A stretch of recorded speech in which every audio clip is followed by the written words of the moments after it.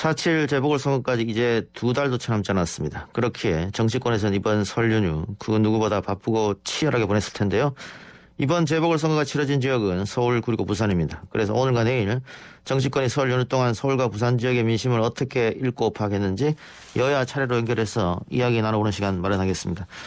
오늘은 서울 지역 민심 먼저 살펴볼 텐데요. 여당부터 들어보겠습니다. 더불어민주당 더K 서울선거 기획단장 맡고 있는 김민석 의원 연결합니다. 의원님 나와 계십니까? 네, 안녕하세요. 예, 안녕하십니까.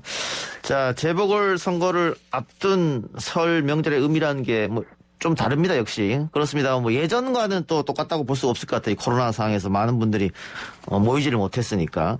일단 단장님이 본 이번 설 민심은 좀 어땠던 것 같습니까? 예전처럼 일단 모이질 못하니까요. 예. 그런데 그러니까 그런 점에서 큰 차이가 있지만 결국 한마디로 얘기하면 어떻게 하면 빨리 코로나 잡지, 언제 이게 좀 풀리지, 언제 좀 생활이 나아지지, 언제부터 좀 더 모일 수 있게 되지, 시간은 몇 시까지 연장이 언제부터 되는 거지. 사실은 예.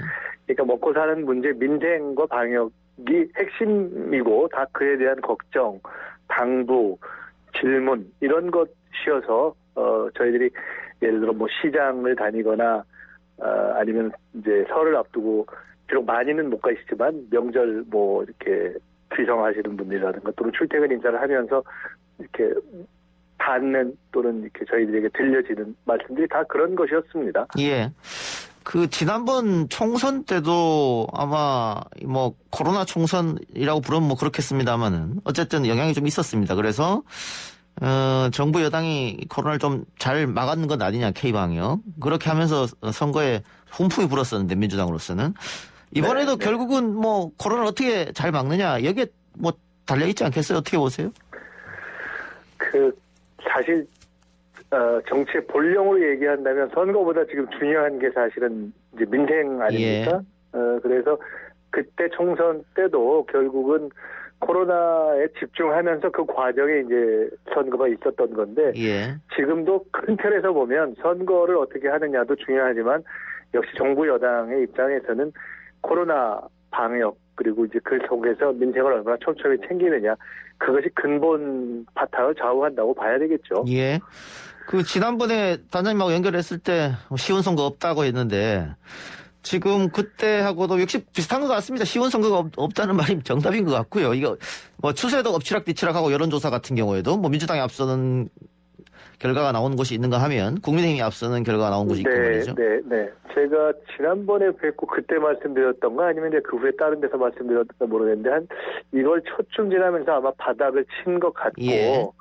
3월쯤 되면 상당히 상황은 달라질 거다 이렇게 말씀을 드렸었던 것 같습니다. 그러니까 실제로 11월, 12월, 1월 초가 되면서 저희가 가장 어려운 시기, 그러니까 민생의 어려움에다가 여러 가지 복잡한 정치 쟁점까지 있어서 그랬는데 이제는 비교적 이제 다른 정치 쟁점들이 좀 비교적 정리가 되고 민생에 집중을 하고 또 백신이라든가 치료제가 나오면서 이렇게 앞으로 어떻게 전개될 것인가가 좀 보이는 상황이 되지 않았습니까?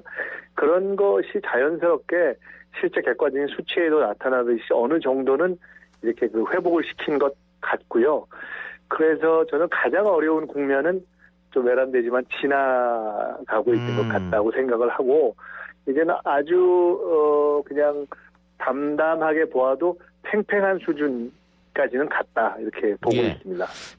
야권이 단일화된다고 하면 그래도 그것은 여당 입장으로서는 어떻게 좀 악재일 수도 있는데 어떻게 보고 계세요? 단일화라는 것이 이제 재미난 이슈이기도 하고 한편으로는 또 한편으로는 이게 소란스럽지만 또 이런저런 또 잡음이 많이 있는 이슈여서 게다가 또 하나 중요한 건 단일화라는 것은 그 또한 어느 시점에는 지금은 야권에서 주로 단일화 이슈로 끌고 가는데 어느 시점에서는 지나가는 이슈거든요.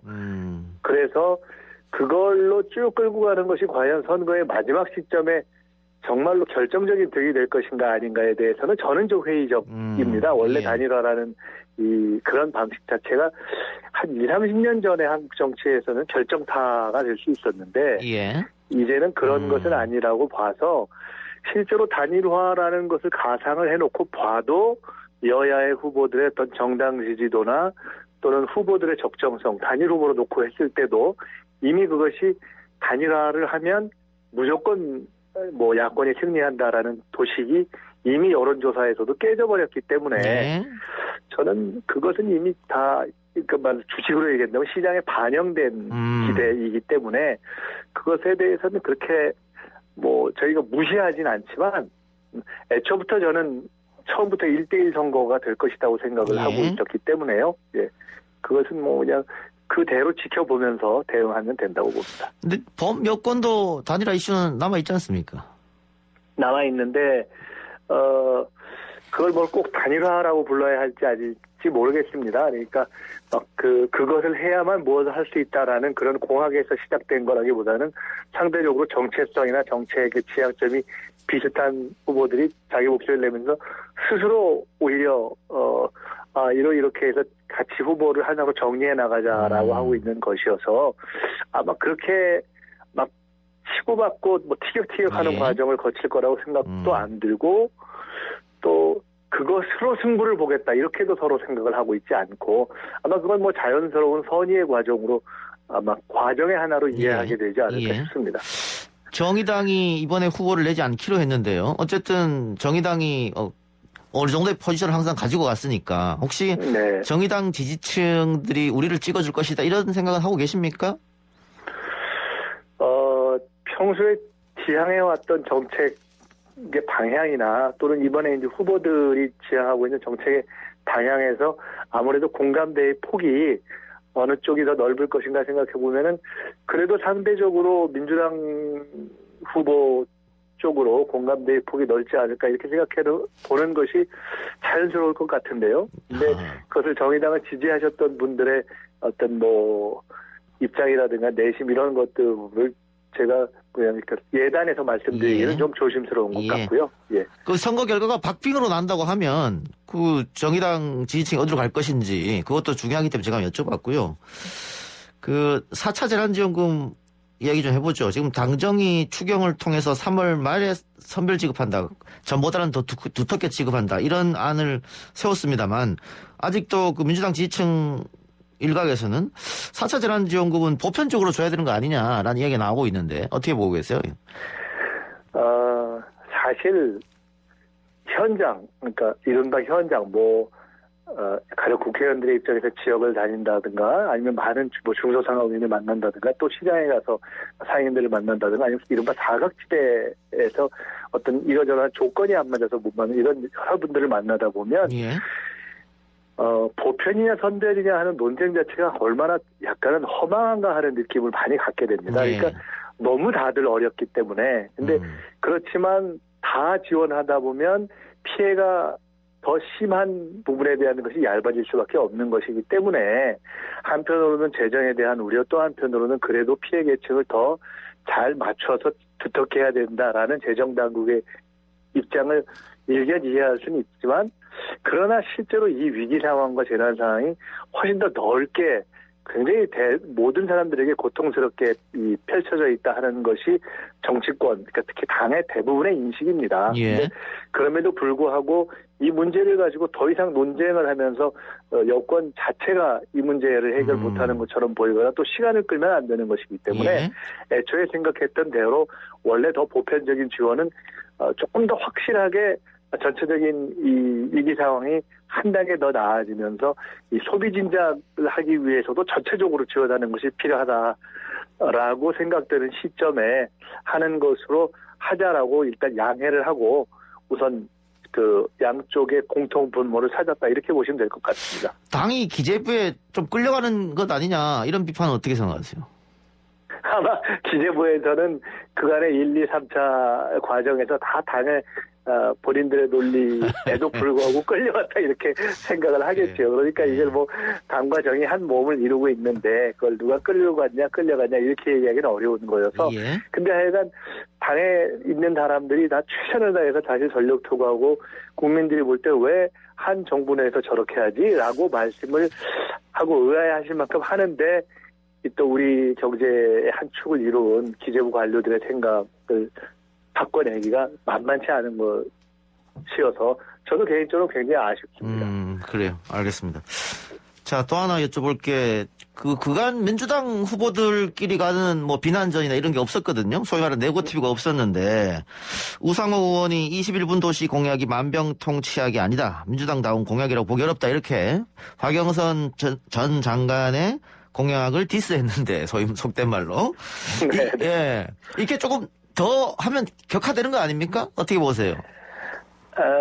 근데 뭐 사실 선거 그리고 이제 특히나 내부 경선에서 정책에 대한 일정한 서로 공방은 양해될 수 있고 있을 수 있는 것 아닙니까? 예. 그것이 과도하게 상대의 어떤 정치적인 또는 뭐 개인사 뭐 이런 것들에 대한 적절치 않은 언어를 사용한 공격을 한다면 그건 문제겠지만 지금 저희 후보들의 어떤 경선에 임하는 태도나 품격은 뭐 비교로 하기는 조금 그렇겠지만 지금 상대 진영에서 펼쳐지고 있는 그 상호 공방과 비교하기는 뭐 굳이 비교할 필요가 없을 정도로 금도를 지키고 있다고 봅니다. 그 지지율이 좀처럼 오르지 않는 우상호 의원이 지지율을 회복하기 위해서 이렇게 조금 비난전을 시작한다 이렇게 봐도 될까요? 글쎄요, 그것은 뭐 그런 지지율 문제라기보다는 우상호 의원 본인께서 갖고 있는 정책적 입장에 따라서 말씀하시는 건 아니겠습니까? 예. 그 시민단체에서 박원순이 롤모델이다라고 한 우상호 의원은 서울시장 후보 사퇴해야 된다 이런 주장이 있는데 그건 어떻게 보고 계십니까? 그것에 대해서는 또 우상호 의원께서 본인이 이제 답변을 하셨기 때문에 제가 말씀드릴 영역은 아니라고 생각합니다. 예.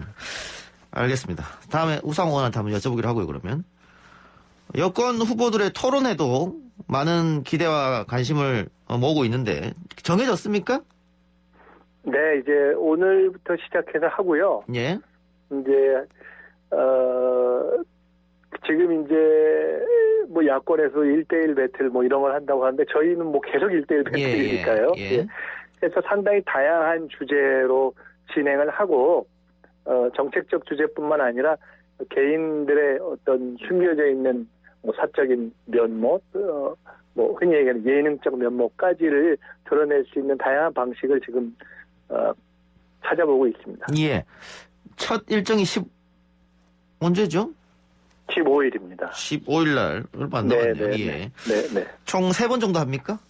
네네. 예, 알겠습니다. 15일, 17, 25일이네요. 기대를 네, 하고요. 그렇습니다. 예. 그 마지막으로 지금 국민의힘 쪽에서 뭐 1인 시위를 한다든가 김명수 대법원장 문제 관련해서 또 뭐 북한 원전 건설 의혹도 지금 계속 제기하고 있고 이런 것들이 혹시 선거 판세에 영향을 줄까요? 어떻게 보십니까? 저는 크게 보면 이 선거에서 제가 지난번에 우리가 조금 아주 어려운 국면에서 조금 이제 변화가 시작됐다라고 생각하고 말씀을 드렸던 국면이 이제 코로나에서 극복되는 상황에서 야당이 백신을 정부가 제대로 구해서 공급하는데 실패하고 있다라고 백신 공격을 하다가 예. 그것이 아니라는 것이 드러나면서 그때부터 이슈들이 막 좀 뭐랄까요? 방향을 잃고 막 무차별화되기 시작한 것이 아닌가 하는 감을 가지고 있어요. 뭐 부산에 가서 한일해저 터널 얘기했다가 또 지금 말씀하신 또 뭐 원전을 북한에 비밀리에 지어준다고 했다. 그러니까 근데 그때부터 저는 사실은 크게 보면 잘 복기를 해보신다면 야권 지지율이 일정의 정체가 되고 전체적으로 조금 어려움을 겪고 있던 여권 지지율 회복세에 들어갔다고 봅니다. 즉 예. 결국 이 조금 근거 없는 정치 공세는 시끄럽긴 하지만 국민들이 잠깐 보는 것 같아도 그렇게 큰 점수를 주는 것은 아니어서 저는 역시 이 국면에서는 그냥 큰 틀에서 민생과 방역, 경제 또 국민들의 어려움을 보상하는데 누가 더 끊임없이 노력하고 좋은 대안을 내느냐에 집중하는가.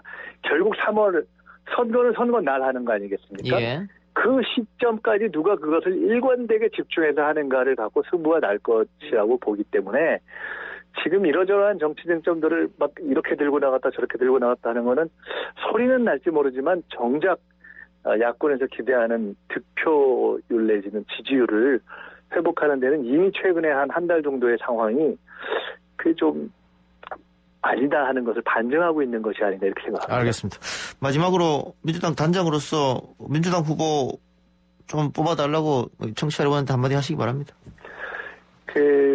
뭐 당도 그렇고 저희 후보들도 그렇고 현재 다른 정치적 쟁점보다는 최대한 이 방역과 경제에 집중하면서 어떻게 서울을 잘 21세기의 상황에 맞게 21세기의 세계적인 선도 도시로서 변화시키고 우뚝 세울 것인가에 집중하는 캠페인을 벌이고 있습니다. 마지막까지 그 초점 흔들리지 않고 가겠습니다. 잘 서울을 이끌어갈 수 있는 그러한 행정적인 역량을 갖춘 그러한 서울의 길잡이 또 여러분과 함께할 서울의 시장을 선택해 주시기 바랍니다. 감사합니다. 예. 의원님 오늘 인터뷰 고맙습니다. 네, 감사합니다. 네, 지금까지 더불어민주당 김민석 더 K 서울선거 기획단장이었습니다.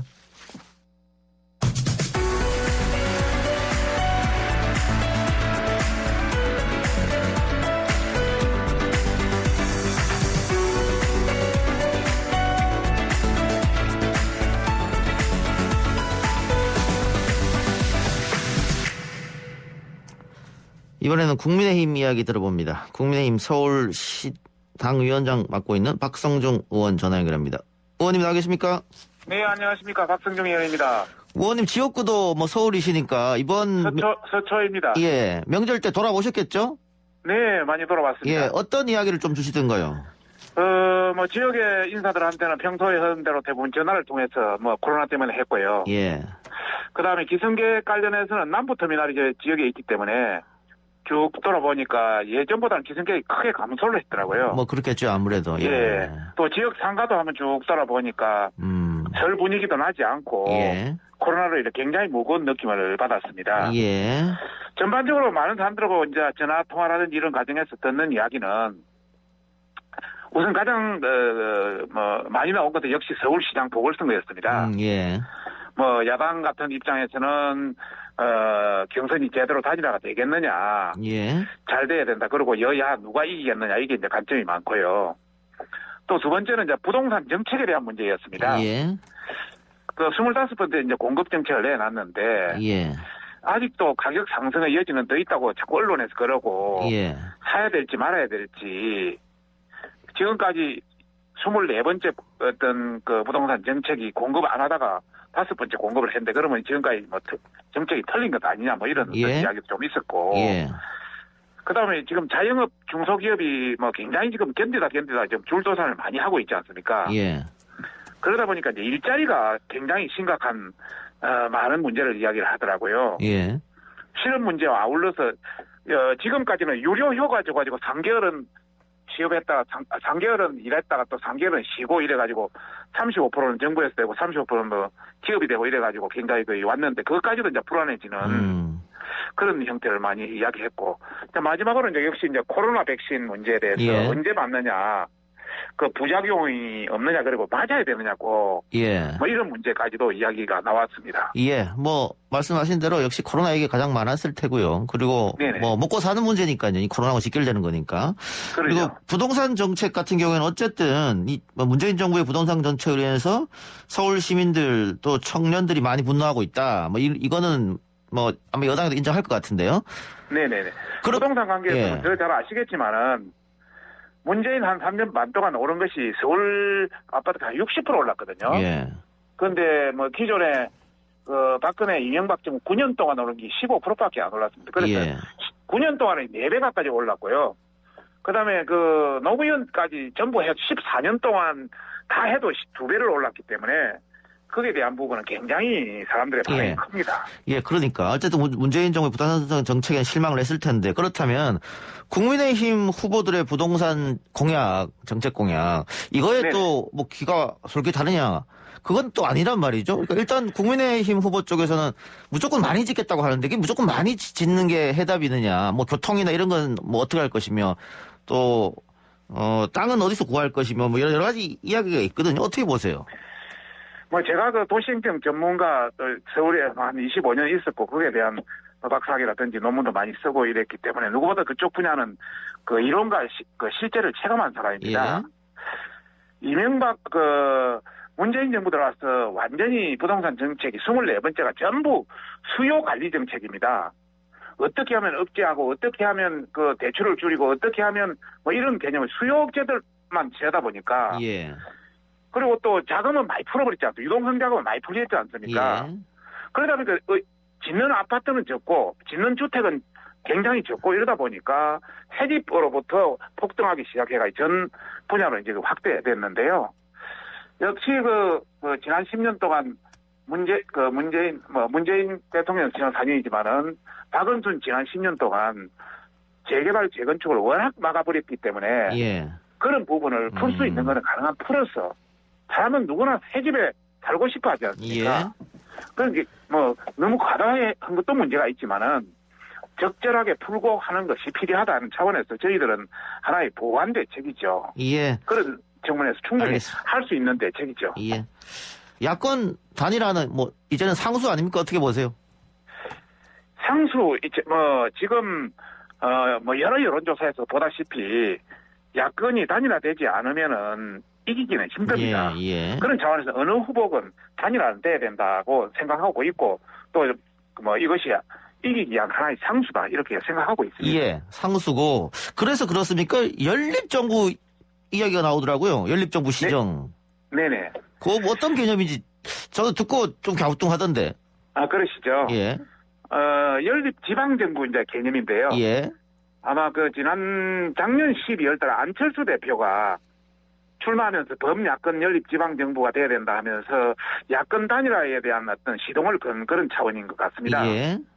그리고 이제 오세훈 전 시장이라든 나경원 전 원내대표도 오케이 좋다 이렇게 해서 지금 상당히 이제 진척이 되고 있고요. 예.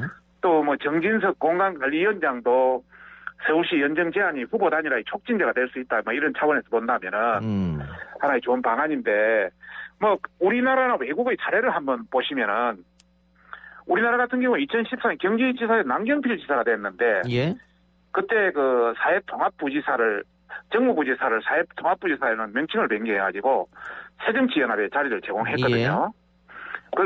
그렇게 해서 하나의 연정이 됐고, 독일 같은 경우가 대표적인데, 독일의 지방의회 보면은 지금 베를린시라든지 자를란드 작센이라든지 작센 안할트라든지 이런 주 같은 데서 보면 지방의회가 대연정을 하고 있습니다. 예.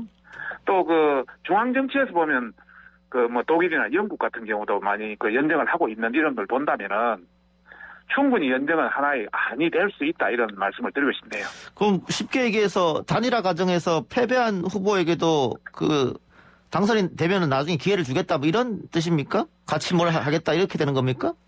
그런 뜻도 있겠지만은 패배한 후보들의 좋은 정책 제안이나 공약 있지 않습니까? 그런 공약 등도 받아들이고 또 패배한 후보 측의 주요 인사들 있잖아요. 뛰어난 어떤 재능을 가진 사람들. 예. 그 일부도 참여시켜서 서울시 전체를 공동으로 한번 구성해서 최상의 어떤 인력과 정책을 가지고 한번 해보자 하는 아니기 때문에 상당히 좋은 안이라고 생각합니다. 예. 그렇게 되려면 어쨌든 선거에서 승리해야 될 텐데요. 그렇습니다. 판세는 어떻게 보고 계세요? 지금 현재 판세는 단일화가 안 될 경우는 상당히 어렵게 여론조사에서 나오고 있고요. 예. 단일화가 되면은 충분히 가능성이 있다. 그런 여론조사 계속 나오고 있기 때문에 예. 저는 단일화를 시키기 위해서 최선을 다하고 있습니다. 당이나 저희나 다 마찬가지. 단일화가 성공하면 충분히 가능성이 있다. 네네네. 제가 민주당 아까 전에 김민석 단장에게도 물어봤었는데 네네. 정의당 후보를 내지 않는단 말이죠. 네네. 만일 선거가 박빙으로 흐른다면 정의당 네네. 표가 민주당 쪽으로 간다면 민주당 그걸 기대하고 있을 텐데요. 네네. 어떻게 보세요? 그렇게 지금 현재 구정 전후에 전부 여론조사 있지 않습니까? 예. 이 여론조사에는 정의당 후보가 나오지 않는다는 걸 전제로 해서 여론조사가 나온 겁니다. 예. 그래서 이미 다 가만히 돼 있고요. 지금 여권도 단일화가 되고 있지 않습니까? 예. 여권도 단일화 관련해서 보면은 여권 단일화에 대해서 국민들이 여권 단일화를 찬성하는 것이 한 55% 어느 MBC라든지 엠브레인가 여론조사에서 나온 건데요. 야권 단일화는 그보다 훨씬 높은 한 15% 높은 66% 이상의 나오고 더 있습니다. 관심을 받고 있다 이 말씀이네요. 네, 더 관심을 받고 있고 이것이 아름다운 단일화만 된다면 충분히 어떤 폭발적인 어떤 시너지 효과는 있을 수 있다 저는 그렇게 생각하고 있습니다. 근데 좀 죄송스러운 질문인데 안 하면 안 돼서 제가 할게요. 이재호 고문하고 인터뷰를 했었는데 제가 며칠 전에 누구하고 이재호 고문. 네네네. 예. 만일 이번 보궐에서 진다면 국민의힘이 그러면 정계 개편 해야 된다 이런 얘기를 하던데 혹시 동의하십니까? 서울시당 위원장으로서.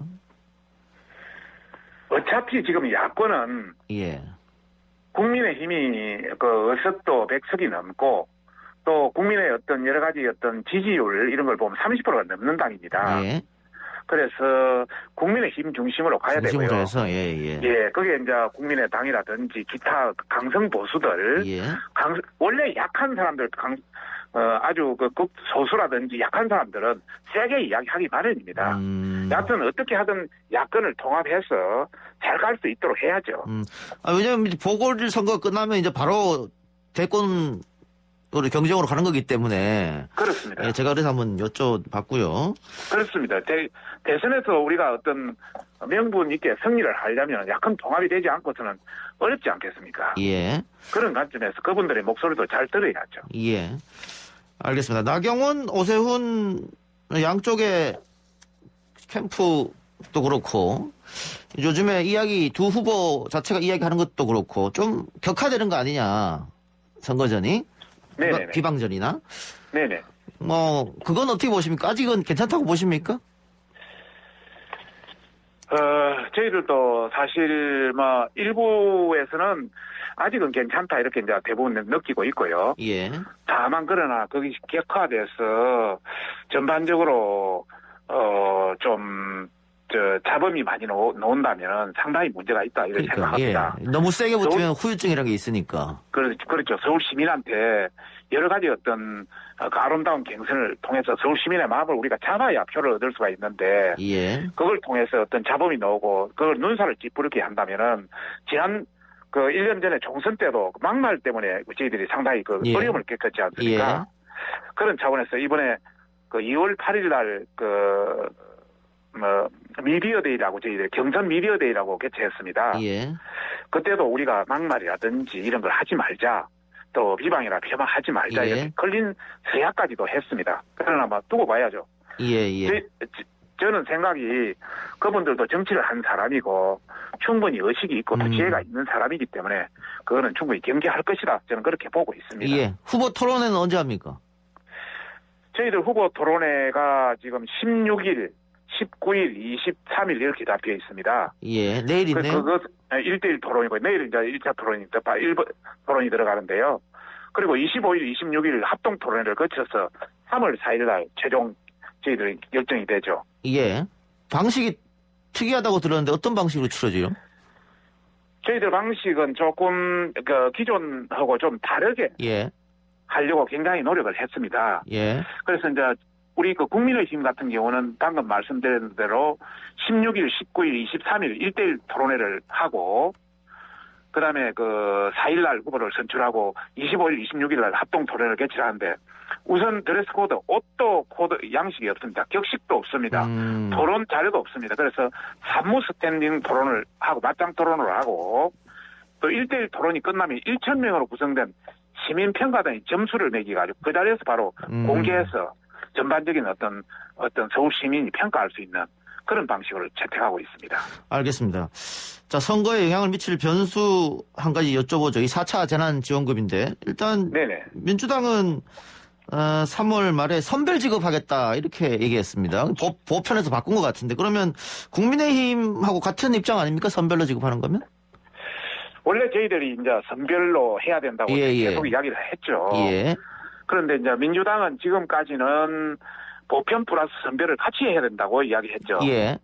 그런데 이제 경제부총리라든지 경제 사정을 아는 사람들은 선별재난지원금 떼야 된다고 하다 보니까 청와대에서 이제 문재인 대통령도 그쪽 편을 들다 보니까 지금은 우선 선별재난지원금을 3월 선거 전에 지급한다. 3월 말까지 지급한다. 이렇게 바뀐 거 아닙니까? 예.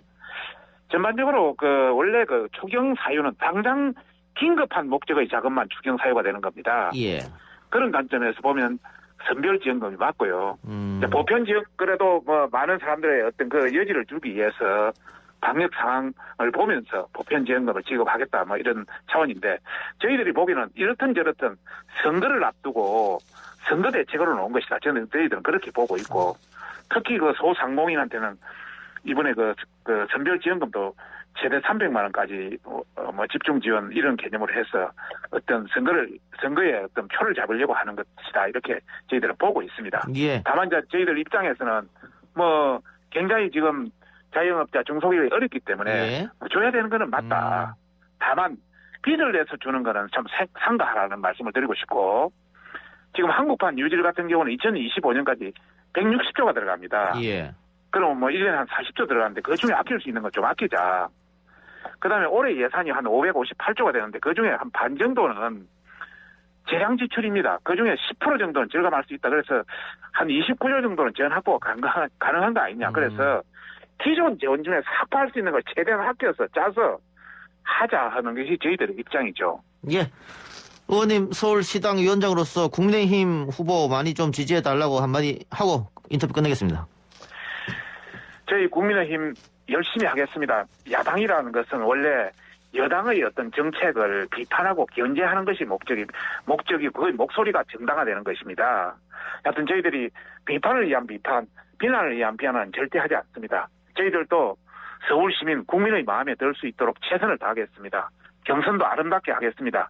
저희들을 지켜봐 주시고 끝까지 투표로서 지원해 주시기 바랍니다. 감사합니다. 의원님 오늘 인터뷰 고맙습니다. 예, 감사합니다. 네, 지금까지 국민의힘 서울시당 위원장인 박성중 의원이었습니다.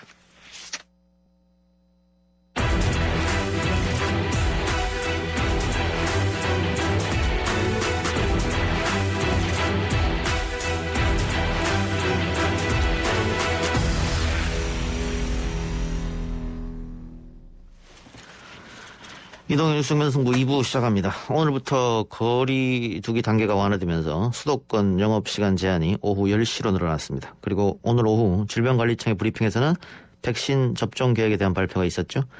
오는 26일부터 시작되는 아스트라제네카 백신 접종에서 만 65세 이상 고령층은 결국 제외됐습니다. 자세한 내용 전문가와 함께 짚어봅니다. 최재욱 고려대 의대 예방학과 교수 연결되어 있습니다. 교수님.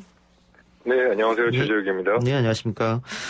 자, 사회적 거리두기가 수도권 2단계, 비수도권 1.5단계로 완화됐고요. 네. 수도권의 9시 영업시간 제한도 10시로 늘어났습니다.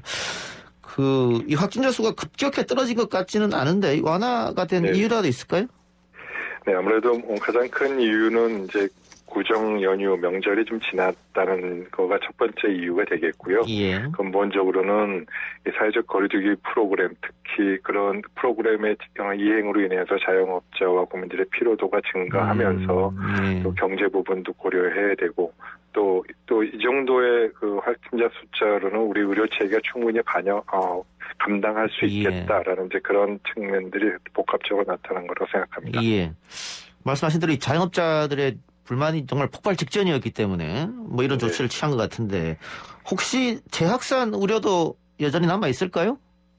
네, 물론 그런 가능성 항상 염두에 두고 최악의 시나리오를 토대로 해서 준비를 해야 되고 또 가능성을 열어두고 판단해야 된다고 생각합니다. 예. 전문가들 이야기 들어보니까 지금 뭐 1차, 2차, 3차 이 재확산 그 사이 기간이 자꾸 짧아지고 있다 이런 얘기를 하거든요. 네네. 그렇다면 4차 확산이 오면은 이제는 뭐 3월달, 4월달 올 수도 있다. 뭐 그런 주장하는 분도 계시던데. 네, 맞습니다. 뭐 그런 이제 전문가적인 판단과 이제 예측은 당연히 할 수 있고요. 예. 항상 그 예측이 100% 된다는 건 아닙니다만 최악의 시나리오를 토대로 해서 우리 역량과 방어 대책을 충분히 준비하는 것이 필요하겠습니다. 지금 오늘 기준 이제 질병관리청이 발표한 그 보도자료 보셔서 아시겠습니다만 중환자 치료가 지금 가용 병상이 771개가 가용 가능합니다. 예. 아마 아시겠습니다만 기억하시겠습니다. 12월 말에 3차 대유행이 가장 그 최악인 상황이었을 때 중환자 병상 수가 10개, 20개밖에 남지 않아서 긴급하게 추가로 만들지 않았습니까? 예.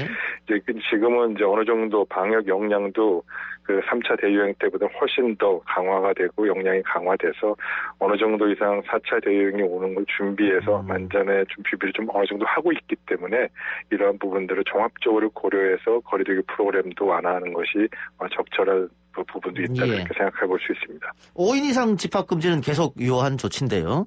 이게 결국은 이렇게 하는 것이 효과적이기 때문에 이렇게 하는 거겠죠, 아무래도? 네, 맞습니다. 아시다시피 지금은 지역사회 감염이 잠재되어 있는 많은 환자들 때문에 계속 환자가 줄지 않고 특히 서울 수도권 지역에서 계속 이어지고 있지 않습니까? 예. 이러한 부분은 일상생활 어느 곳에서도 이제 감염이 확산될 수 있기 때문에 5인 이상 사적 모임 집합 제한 이런 부분들이 가장 효과적이고요. 특정 업종, 특정 장소, 특정 모임에 국한해서 규제를 하거나 모임을 안 하는 이런 부분들은 보다는 이런 전반적인 총괄적인 규제, 총괄적인 이런 방역 지침이 5인 사적 모임이 대표적입니다만 가장 효과적으로 이 지역사회 감염에 대처할 수 있기 때문에 그런 조치들을 계속 이행해 가는 것이 필요합니다. 예. 5인 이상 집합금지 이것만 봤을 때는 사실상 뭐 3단계보다 더 강한 조치다 이렇게 얘기하고 있는 사람도 있거든요. 그러면 네네. 이 조치는 언제까지 가리라고 예상하십니까? 어느 정도 종합적으로 고려해야 되겠습니다. 그러니까 방역 역량과 의료 체계의 역량, 그다음에 환자 발생의 전반적인 방향, 또 이 백신 접종의 시작과 더불어 고려해봐야 되는데요. 근본적으로는 아까 말씀하신 대로 3단계보다 오히려 5인 이상이 더 원래 기존에 없던 건데 더 강한 거 아니냐, 뭔가 좀 앞뒤가 안 맞는 거 아니냐 이렇게 생각하실 수 있을 것 같습니다. 그죠? 충분히 맞고요. 따라서 사회적 거리두기 프로그램을 이런 5인 이상 같은 이런 총괄 기준, 단편 기준이 아니라 이런 시스템으로 복합적인 전체적으로 사회적 시스템을 개편해야 되는 부분은 분명히 필요하고요. 사회적 시스템의 이 거리두기 시스템 개편과 맞물려서 이런 부분을 좀 조정하면은 그런 부분들 형평성이라든지 이런 부분들이 충분히 균형이 맞춰질 거라고 보고 있습니다. 알겠습니다. 자, 그리고 오늘 많은 분들이 관심을 가질 소식인데 백신 1분기 접종 계획 발표가 있었고요. 26일부터 하겠다. 그런데 아스트라제네카는 만 65세 이상 고령층은 결국 제외됐습니다. 뭐 의사들 재량에 맡기겠다 이런 얘기도 있었던 것 같은데 결국 이렇게 결정한 이유는 어디에 있습니까? 예, 아무래도 65세 이상 고령자에 대한 아스트라제네카 백신의 효과성과 또 그걸 판단할 만한 과학적 증거가 아직은 부족하다, 불충분하다가 전체적인 이유고요. 예. 그러나 그러한 자료가 지금 불충분한 건데 그 자료는 아마 한 달 정도 지나면 이제 영국에서 또 미국에서 두 나라에서 자료가 보완이 되면 해소가 될 거라고 봅니다. 그래서 한 달 정도 연기됐다 그렇게 생각해 주시면 될 것 같고요. 예. 지금 그렇다고 해서 65세 이상을 지금 한 달이라도 고령자분에게 안 맞는 것보다는 맞는 게 맞으니까 그래도 접종하는 게 좋지 않겠냐라는 입장도 충분히 있습니다. 예. 고려해야 될 상황인데 그 부분은 이제 과학적 증거적 불충분하다 보니까 여러 가지 상황을 고려해서 경제적 또 집단 면역의 형성 시기, 조건, 많은 부분들에서 종합적으로 고려해야 될 상황이기 때문에 그 부분은 추가로 중대본 같은 곳에서 예. 의료인뿐만 아니고 사회 공론화 과정을 거치는 그런 형태를 통해서 검토해 볼 수 있겠습니다. 그러니까 뭐 이 아스트라제네카 백신이 뭐 심각한 부작용을 낳고 이래서 제외된 건 아니네요. 그렇죠. 예. 네. 그럼 한 달 뒤에는 65세 이상도 이 아스트라제네카 백신을 접종할 수 있겠다 이렇게 보면 되겠습니까? 네, 지금은 그렇게 저도 전망을 하고 있습니다만 뭐든지 더더구나 전 국민을 대상으로 해서 지금 집단면역 형성이라는 관점에서 이 정책을 시행하다 보니까 돌다리도 신중하게 두들겨 보는 그런 신중함 정책이 지금은 과학적으로 필요하지 않는가라는 점에서 그런 결정이 나왔다고 봅니다. 예. 그럼 앞으로 2월, 3월 진행될 백신 접종 계획은 어떻게 되는 겁니까? 일단 의료진들이 제일 먼저 맞을 테고요. 네, 지금 뭐 백신 이제 확보가 달렸는데요. 이제 아스트라제네카 같은 경우는 아까 말씀드린 대로 의료인들하고 또 65세 미만의 집단 접종 집단 시설에서 이제 계신 분들이 맞게 되고요. 화이자는 의료인부터 먼저 맞게 되겠습니다. 그래서 이 코로나19 치료 병상이라든지 전담 병원에 근무하시는 요원들, 종사자분부터 먼저 맞게 되는 것으로 접종 계획이 2월 달부터 2월, 3월 계획이 잡혀져 있습니다. 예. 방역당국은 11월까지 집단 면역이 목표다 이렇게 얘기한 것 같은데 이거 65세 이상이 이렇게 한 달 정도 미뤄지면은 그 집단 면역 목표도 조금 늦춰 잡아야 되는 거 아닌가요? 그렇진 않을 것 같습니다. 그렇습니까? 예. 네, 아마 12월까지 집단 면역 목표는 형성 목표는 아마 큰 차질은 없을 거고요. 예.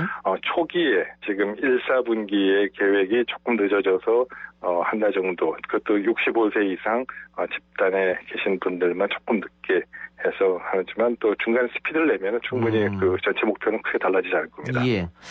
최근엔 또 이 변이 바이러스에 대한 공포도 계속 이어지고 있습니다. 이게 네. 뭐 전파력이 더 강하다 이런 얘기도 있었습니다만은 최근에는 또 치명률도 더 높다 이런 말까지 있어가지고 이 변이 바이러스에 대한 대응도 당연히 방역 당국은 하고 있겠죠? 예, 그 부분도 좀 여러 가지 고려를 지금 예. 해야 되는 상황입니다. 우선 전파력이 높아지는 것은 기존의 사회적 거리두기 프로그램과 같은 방역 대책에 대한 부분을 강화해야 되는 것을 의미하고요. 치명률이 높아지면 의료체계, 아까 말씀드린 중환자 치료 병상수 더 많이 확보해야 되지 않겠습니까? 예. 예, 그러한 면에서 가능성을 열어두고 만약 그러했을 경우에 얼마나 더 추가적인 자원과 병상이 필요한지를 당연히 준비해야 되는 것이고요. 방역 당국의 이런 정책과 관련된 부분을 넘어서 백신에 대한 즉 변이 바이러스에 대응할 수 있는 새로운 백신에 대한 부분도 추가적으로 연구가 지금 진행되는 것으로 알고 있습니다. 그러면 지금 우리가 들어오려고 하는 백신은 어떻습니까? 변이 바이러스에 효과적입니까? 현재 그 대부분의 지금 시판 예정인 혹은 접종 예정인 백신은 이 변이 바이러스에서는 특별하게 효과의 영향은 없는 것 같다. 예. 다행이다. 그렇게 생각하는데 그 중에 지금 한두 개 백신 정도가 이 약간 이제 특히 그 남아프리카발 그 변이 바이러스의 부분이 좀 잘 안 되는 것 같다. 그런 우려가 있다는 부분을 좀 논의를 하고 있고요.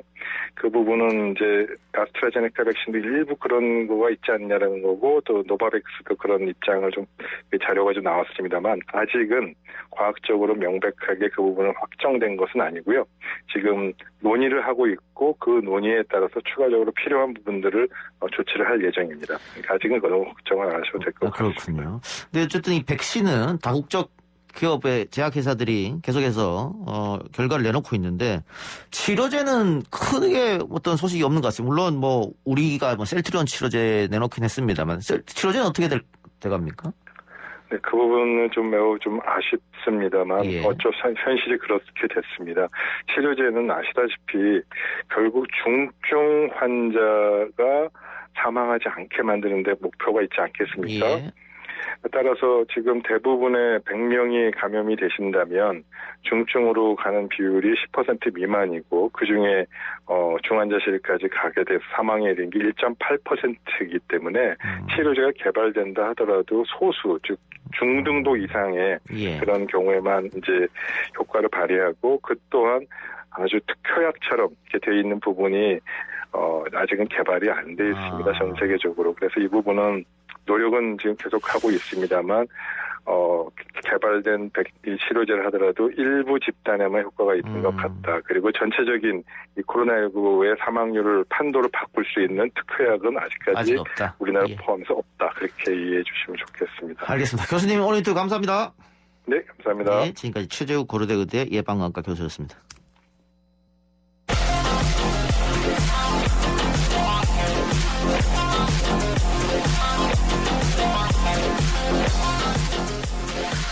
YTN 라디오 이동의 뉴스 정면선거 3부 시작합니다. 오늘 나온 뉴스들을 언박싱하는 기자 언박싱. 오늘은 아주경제 김태현 기자 연결합니다. 김 기자님 나와 계십니까? 예, 안녕하십니까. 김태현입니다. 먼저 코로나 상황부터 정리해 주시죠. 네. 중앙방역대책본부는 오늘 0시 기준 국내 코로나19 확진자가 344명 늘어서 누적 83,869명이라고 밝혔습니다. 전날 326명보다 18명 늘어난 수치이고요. 올해 3차 유행이 전반적인 감소 추세를 보이던 중 11일 504명, 12일 403명 나온 이후에 이날까지 4일간 300명대로 나오고 있습니다. 다만 숫자가 감소했다고 방심하기에는 조금 이른감이 있는데요. 설 연휴 검사량이 적은 영향이 작용했기 때문으로 보입니다. 전날 선별진료소 검사 건수는 22,774건으로 직전일 24,749건과 비슷한 수준입니다. 하지만 연휴 직전 마지막 평일인 10일 39,985건과 비교하면 약 17,211건 적은 수치입니다. 예. 집단 감염 사례는 끊임없이 나오고 있는데요. 서울 용산구 순천향대학교 서울병원 관련 31명이 추가돼 누적 확진자가 87명으로 집계가 됐습니다. 이 가운데 환자가 40명, 그리고 보호자 가족이 18명, 종사자가 14명, 간병인이 12명, 지인이 3명으로 알려졌고요. 이 밖에도 집단 감염 사례가 계속 나오고 있습니다. 예. 종합해보면은 뭐 그런 거네요. 조금 확진자가 떨어지긴 했으나, 이게 검사 건수가 예전보다 많이 떨어졌기 때문에, 주말에. 그래서 떨어진 거기 때문에 아직 안심하면 안 된다. 뭐 이 말씀이네요. 예, 그렇습니다. 그리고 설 연휴 기간 동안에 가족 모임 관련한 확진자, 집단 확진이 나올 수가 있어서요. 방역당국에서는 주의를 당부하고 있습니다. 그렇군요. 그 IM 선교회 이게 무더기로 확진자가 나와서 무사람들부터 많은 비난을 받았던 곳인데 경찰이 교회를 압수수색했네요. 네, 대전경찰청 반부패경제범죄수사대는 오전에 대전 중구 IM 선교회 본부에 수사대원들을 보내서 컴퓨터 하드디스크와 서류 등을 확보했습니다. 이게 앞서 대전시와 대전시 교육청은 IM 선교회 마이클 조 선교사와 선교회 산하 교육시설 IEM 국제학교 측 대표를 감염병 예방 및 관리에 관한 법률 위반 혐의로 경찰에 고발을 했습니다. 예. 이에 따라서 경찰은 압수수색을 한 거고요. 그리고 IEM 국제학교 같은 경우에는 학령기 청소년을 대상으로 30일 이상 학교 교과를 운영한 부분에 대해서도 위법성 여부를 살피고 있습니다. 예. 윤석열 검찰총장이 서울고등법원장, 서울중앙지방법원장 등 신임 법원장들과 면담을 했습니다. 네, 일단 먼저 이 팩트 체크를 조금 하자면 그 면담이라고 보도가 되고 있긴 하지만 간단한 인사를 나누는 정도의 예방이라고 칭하는 것이 맞습니다. 예방이다. 예. 예, 그래서 저희가 그 면담이라는 보도가 나온 이후에 이 관례가 있나라고 좀 찾아봤더니 면담을 했던 관례는 없는데 예방을 해왔던 거는 매년 그 신임 법원장이 올 때마다 이제 관례적으로 했다고 하더라고요. 예. 그래서 법원장들은 관례적으로 이제 대검찰청 그리고 서울중앙지검, 서울고검 그리고 대한변협, 헌재 등 유관기관들을 예방해 왔습니다. 뭐 윤석열 검찰총장만을 대상으로 면담을 한 것은 아니고요. 예. 그리고 오늘 같은 경우에도 이제 대한변협과 서울변호사의 대검찰청을 예방한 것으로 알려졌습니다. 예. 고등법원 관계자는 내일은 헌법재판소를 예방할 예정이라고 설명을 했습니다. 예. 그 면담이라고 언론에서 계속 써서 굉장히 이례적인 일인가 싶었더니 그게 아니고 관행이었네요, 그러면? 그렇습니다. 저희도 그 고등법원에 조금 확인을 해봤는데 이게 면담이라고 나온 것에 대해서 굉장히 이례적이다. 오히려 그쪽을 이례적이다라고 설명을 하더라고요. 매년 그 예방을 해왔고 그 고등법원의 설명은 간단히 이제 목례를 하는 정도 그리고 안면을 익히는 정도의 이제 인사치레였는데 그게 면담이라고 좀 보도된 것이 조금 특이하다. 예. 이런 정도의 설명이 나왔습니다. 알겠습니다. 오늘 김학의 전 차관 관련 수사를 하고 있는 수원지검 수사팀이 수원지검장을 조사한 사실이 있다. 이런 보도도 있던데요. 네, 수원지검 수사팀은 이 사건 당시에 대검 반부패강력부 선임연구관이던 문 지검장을 지난주 참고인 조사했다고 알렸습니다. 예. 검찰은 이와 함께 당시 대검 수사지휘과장이던 김영근 서울 북부지검 차장검사도 참고인으로 불러 조사한 것으로 전해졌습니다. 예. 하나만 더 살펴보고 마치겠습니다. 오늘 김석균 해양경찰청장에 대한 선고가 있었죠. 재판 결과가 어떻게 됐습니까? 김석균 전 해양경찰청장을 포함해서 전현직 관계자 9명에게 모두 무죄가 선고가 됐습니다. 네, 무죄가 선고가 된 이유가 사실은 좀 이해가 안 되는데요. 일단 재판부는 피고인들의 업무상 과실에 대해 유죄가 입증됐다고 보기 어렵다고 이제 설명을 했습니다. 예. 당시에 세월호와 직접 교신한 진도 해상교통관제센터가 파악한 것 이상으로는 피고인들이 알 수가 없었기 때문에 결정이 쉽지 않았고 그리고 세월호 선원들이 승객들에게 아무런 조치를 하지 않는 상황까지 예상할 수 없었다고 보인다라고 얘기를 했습니다. 그러면서 피고인들이 그 세월호 선장과 선원들과 직접 교신해서 퇴선 준비 등을 지시했더라도 그 세월호 선장과 선원들이 그 지시를 묵살하거나 탈출 방송을 안 할 가능성이 있기 때문에 혐의를 인정하기 어렵다라는 설명을 했습니다. 이거 뭐 최근에 그 세월호 유족들을 사찰했던 기무사 직원들 이 사람들도 무혐의 났고 관련해서 대부분 죄가 없는 것으로 나왔는데 네. 피해자는 300명이나 넘는데 책임지는 사람은 없다. 뭐 이렇게 되기 때문에요. 유족들이 상당히 항의를 했을 것 같습니다. 어떤 유족들은 어떤 이야기를 나눴습니까?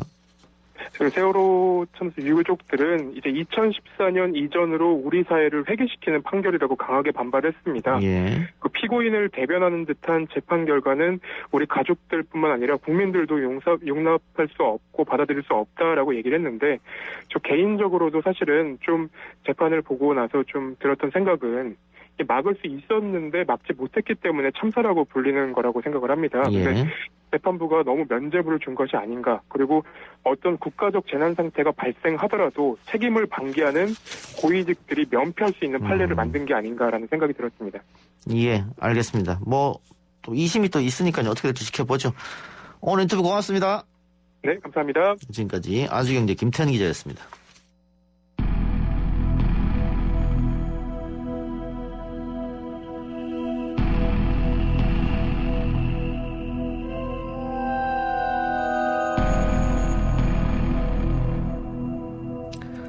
매주 월요일 진행되는 사건 처리반, 미제 사건들을 집중적으로 파헤쳐보는 시간입니다. 뉴스 정면승구의 사건 처리반장 배상은 프로파일러 전화로 연결합니다. 교수님. 예, 안녕하세요. 네, 배상훈입니다. 안녕하십니까. 오늘 살펴볼 사건은 부산 미제 사건 1호라고 하네요. 부산 대저동 농수로 살인 사건. 어떤 사건인지 설명 좀 해주시죠. 예, 대표적인 부산의 미제 사건입니다. 사건의 발생 시기는 2000년 7월이고요. 장소는 부산 강서구 대저동 농수로에서 시신이 발견됐는데요. 예. 26세의 미용사 여성이고요. 당일날 이제 그 여러 가지 행사 때문에 그 회식을 하고 귀가를 자정금했는데 동료들이랑 같이 이제 회식을 하고 택시를 타고 갔는데 바로 실종이 되고 그 다음날 오후 1시쯤에 그 농수로에서 발견됐습니다. 예.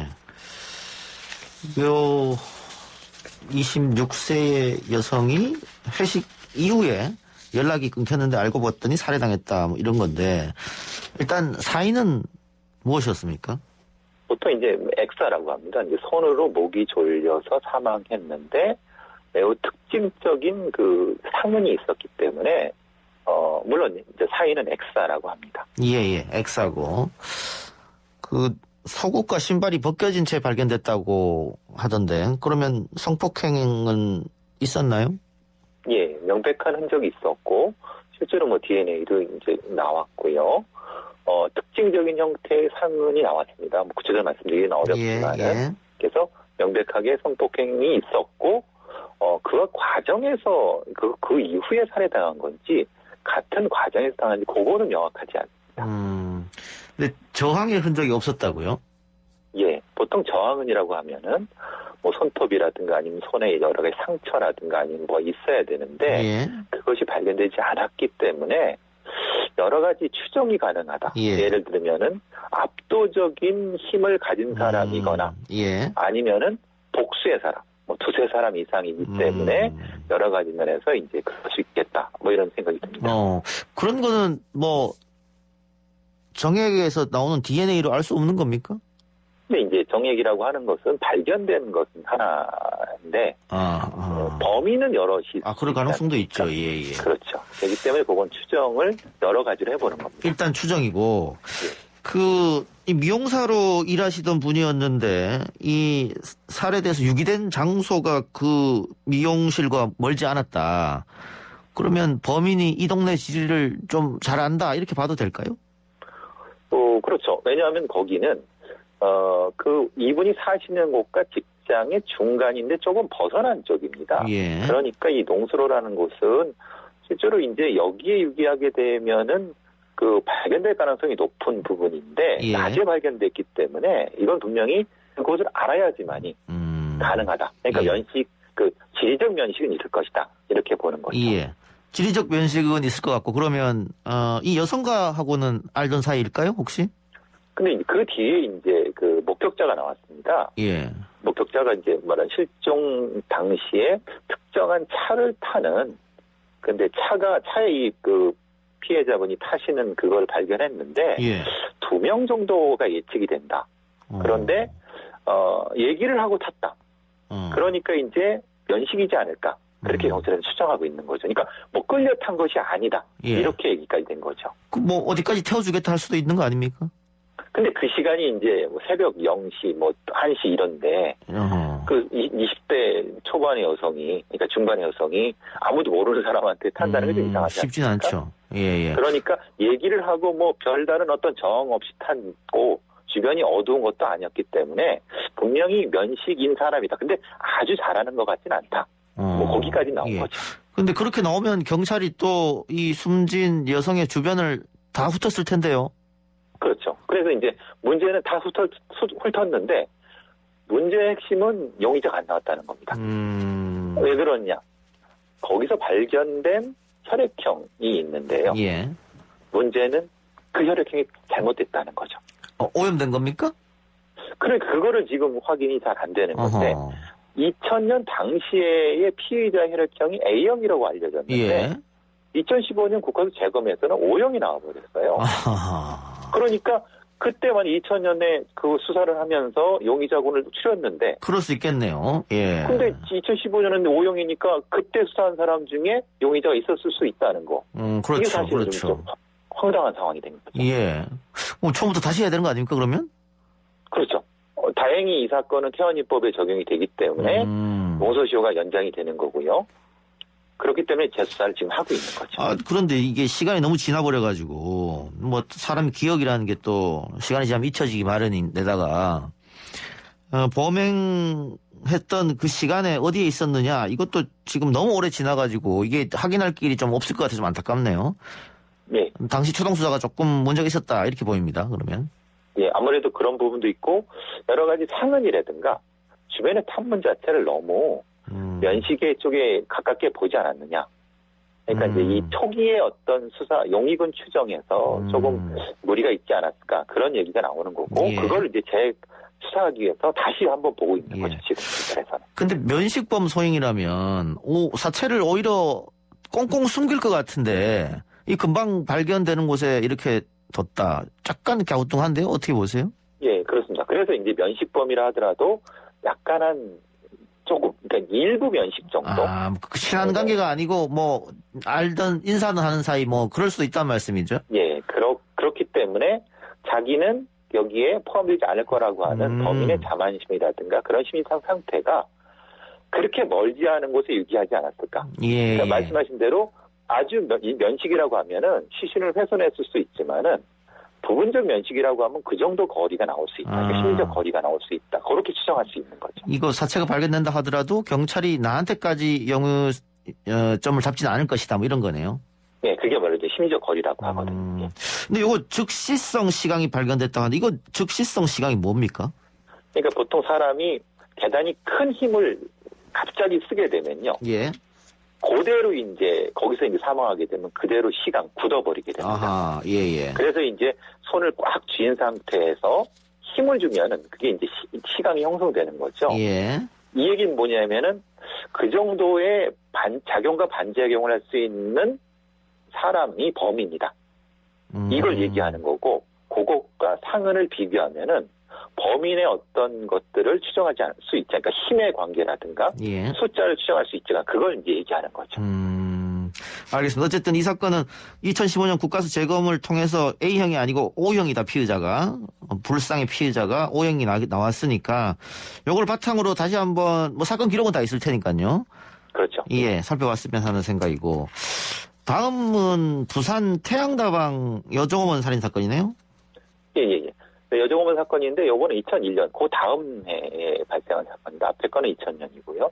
온천동에 있는 커피숍에서 이게 보통 낮에는 카페고 밤에는 이제 주류를 파는 곳인데요. 예. 그런 분이 종업원이 그 출근해서 보니까 여주인 분이 상당히 잔혹하게 사망이 된 상태고 50억 껴진 상태예요. 예. 근데 특이한 거는 오버킬이라고 하는 과잉살상이라고 해서 우리가 54곳이나 찔려갖고 사망한 사건이고 그 상흔 자체가 뭐 하나의 흉기가 아니라 한 3가지 정도였다. 그래서 이제 특이한 사건이다 이렇게 보는 거죠. 흉기가 하나가 아니라 3가지였다. 네, 상흔이 세 종류가 나온 거죠. 그러면 하나를 사용하다가 뭐 부러지거나 이렇게 해서 다른 걸 한 겁니까? 아니면 처음 처음부터 작정하고 여러 개를 쏜 건지 아니면 그 살인범이 한 명이 아닐 수도 있을 것 같기도 한데. 그렇죠. 예. 왜냐하면 흉기를 돌아가면서 쓴다는 건 사실 상상하기 어렵고, 그러면 그렇게까지 이걸 좀 심리적으로 준비할 수 없는 거니까. 예. 각기 다른 흉기를 가지고 있는 3명이 범인일 수밖에 없다라고 추정을 하는 거고요. 예. 그렇기 때문에 이것은 단순한 형태의 그 어떤 우발적인 살인이라기보다는 예. 뭔가 청부라든가 예. 아니면 이런 것이 높지 않을까 이런 얘기를 해보는 거죠. 원한일 수도 있겠네요. 그렇죠. 이게 원한 청부죠. 원한이 있는 사람에 의한 청부 혹은 원한이 있는 사람도 있고 청부받은 사람도 같이 있는 상황 이런 걸 생각할 수 있는 거죠. 이게 사건 현장에서 여성용 랜드로버 신발 발자국이 발견됐다라고 하면 그러면 더 복수일 가능성이 높겠네요. 여성 혼자서 흉기를 3가지를 돌아가면서 54곳을 이렇게 찔렀다. 이건 이해가 하기 좀 어렵지 않습니까? 그렇죠. 그러니까 술집 주인을 하시는 분이 있고 사회전 하시는 분이니까 아마도 원한이 있는 여성분이 있고 나머지 2사람이 남성이고 그래서 공격을 하지 않았을까. 이 정도면은 적절한 어떤 추리 같기도 합니다. 예. 그러면 이 범행 시간은 어떻습니까? 종업원들이 다 퇴근하고 난 뒤에 주인이 혼자 있을 때 살해당했다. 이렇게 봐야겠죠? 예. 왜냐하면 마지막에서 남아있던 손님들의 기억을 추적해서 최면까지도 했었습니다. 예. 그러니까 종업원들한테 최면을 걸어갔고 근데 그 손님들을 다 추적할 수 있지 않겠습니까? 근데 그래서 이제 결국 근데 그 사람들한테는 용의점이 안 나왔기 때문에 그 이후에, 그러니까 이럴 수 있는 거죠. 문 닫고 나가려고 하는데 한 잔 더 하려고 오는 사람이 그랬을 수 있지 않을까, 이런 추정하는 거죠. 예. 당연히 그럴 수도 있겠고. 근데 이 피해자분이 카페 일만 한 게 아니다. 이런 이야기도 있던데요? 예. 그래서 이것도 초동 수사의 어떤 미비점이라고 할까요? 이게 수사가 진행되면서 단서가 안 나오고 용의자가 안 나왔는데, 예. 다시 이제 재수하는 과정에서 다른 증거들이 나타난 겁니다. 예. 그 증거 중에 하나가 그 내실 장판 밑에서 차용증이 발견된 거죠. 그럼 처음 수사할 때 장판 밑은 보진 않았군요. 그러니까요. 아하. 그러니까 이게 좀 답답한 것은 그때 좀 수사를 했으면은 그 차용증이 수천만 원짜리 차용증이 여러 개 있었는데 그러면은 이 사실은 이게 연결이 되지 않습니까? 근데 초기 수사 때는 발견 못 했는데 나중에 재수하는 과정에서 발견해 버리니까 수사 방향 자체가 완전히 확 바뀌어버리는 문제가 되고 이렇게 되는 거죠. 그 장판 밑에서 몇 천만 원짜리 차용증 여러 장이 나왔다고 하면 이분이 사채노를 했을 가능성이 높은 거고요. 그렇죠. 그러다 보면은 빚을 받아내기 위해서 당연히 트러블이 생겼을 수도 있고, 그럼 아까 우리가 처음에 얘기한 원한 관계, 이런 게 충분히 입증이 되는데, 초기 수사에 약간 아쉬움이 있었다. 그러면, 일단은, 이거는 차용증이 발견됐으면 용의자들이 좀 좁혀지는 거 아닙니까? 예, 바로 그래서 차용증 8개 중에, 마침 한 여성의 변제율이 바로 그날이었다고 합니다. 아하, 그래서, 근데 그 여성분이 그 건너편에서 일하는 여성분이었다는 거예요. 예. 그러니까 이제 딱 아구가 맞아지지 않겠습니까? 그래서 이제 바로 여기 수사가 진행된 거죠. 예. 그런데 왜 벗어났습니까? 혐의점을? 문제는 이제 다른 여러 가지 수사하는 과정에서 용의점이 사라져버리게 되는 거죠. 왜냐하면은 알리바이라든가 이런 부분에서 사라져버렸기 때문에 그래서 만약에 초기에 수사가 좀 더 빠르게 진행됐으면은 달라지지 않았을까라는 아쉬움도 분명히 존재를 합니다. 그 범인이 이 차용증을 찾았을 수도 있겠네요. 그렇죠. 없애려고. 그러니까 그 차용증을 어딘가에 막 두셨을 수 있는 거죠. 그러니까 예. 근데 발견하지 못한 거고 그 과정에서 이제 그러면 초기에 그 사람을 좀 신문을 했으면 되는데 하필 또 이 여성분이 사망을 하게 됩니다. 교통사고로. 현재 사망한 상태입니까? 그렇죠. 사건 발생 후에 얼마 후에 사망을 했습니다. 그러니까 이제 그 용의점을 찾아가는 과정에서 사망했기 때문에 이제 사건이 거기서 끝나게 되는 건데 그러니까 중요한 용의자가 사라져버리게 된 거죠. 근데 문제는 그거죠. 이게 단순 사고였을까? 이런 의심이 든다는 겁니다. 만일 청부를 했다면 첫 번째 사건을 청부를 했다면 두 번째 사건도 가능성은 있겠다. 이렇게 입막음을 위해서. 아니면 그때 함께했던 실제로 행동회로 온 2사람이 꼬리를 자르기 위해서 뭔가 하지 않았을까? 라는 것까지가 이제 경찰의 추정인 거죠. 예. 그 통화 기록 같은 건 없었을까요? 그 뭐 청구를 했다고 하면 그 여성분의 통화 기록이나 이런 게 남았으면 조금 조사도 쉽게 할 수 있었을 것 같은데. 그러니까 이제 뭐 누군가하고 통화를 한 기록은 나왔는데요. 그 내용을 알 수가 없으니까. 예. 누군가. 왜냐하면 당시가 2001년도이기 때문에 그걸 확인하기 참 어려웠던 부분인 거죠. 예. 어떻게 부검하면은 전문가들은 알 수 있지 않습니까? 이 칼을 뭐 잘 다루는 사람이라든가 뭐 전문가의 소행이라든가 이런 거 그런 건 없었나요 혹시? 왜냐하면은 아까 말씀드린 54곳을 찔렀거든요. 예. 근데 그렇게까지 찌르게 되면 대동맥이 손상이 돼야 되는데 그렇게 되면은 사실은 피가 빠져나오기 때문에 더 이상 찌르기가 힘듭니다. 그러니까 너무 많이 찌른 것이 더 이상한 거죠. 아하. 왜냐하면 너무 많이 찌를 정도로 갔는데도 불구하고 대동맥이 찔려지지 않았다고 하면은 그걸 피해서 찔렀다는 결론이 나오는 거 아닙니까? 그러면 이게 지금 54곳을 찔렀는데 허벅지를 가장 많이 찔렀다고 했지 않습니까? 예.